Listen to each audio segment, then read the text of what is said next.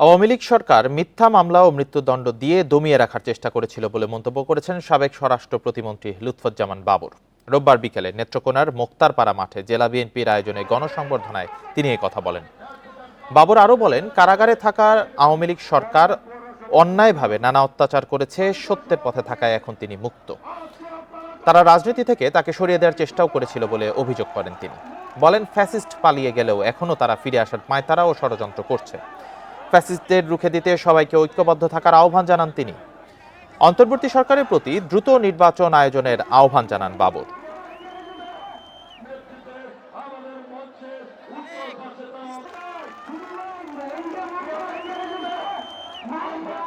তারা চেয়েছিল -2 ফর্মুলা তারা বাস্তবায়ন করার জন্য আমাকে বিভিন্ন রকম মামলা চেয়েছিল যাতে আমার দেশে কিছু কাজ করে আমাদের নেত্রী করতে পারে।